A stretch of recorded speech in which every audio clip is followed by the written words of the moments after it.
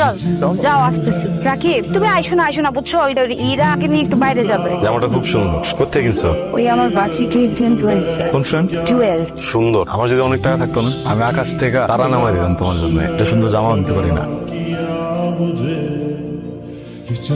তুমি কি পাগল নাকি? যাও।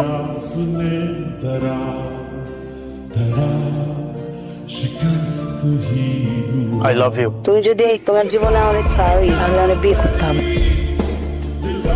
নীলেন ক্লাসে? তো আজকে ক্লাসে আসেনি। কি বলে, নিজে নামাই দিয়ে গেছি। ও হয়তো জুয়েলের সাথে গেছে। জুয়েল তো আজকে ওকে প্রপোজ করেছে, হয়তো একসাথে ওর বাংলোতে আছে। রিল্যাক্স নীলা, বর্তমানে এইসব একদমই নর্মাল। হ্যাঁ, আমি বাসায় যাবো। করছো, আমি কোনোদিন ঠকাইছি? করছি এটা কি? আমার তুমি বলতে একটা বার আমি যোগ্য না, আমি নিজে দিয়ে যেতাম। ওর জন্য দোয়া করে দিলাম।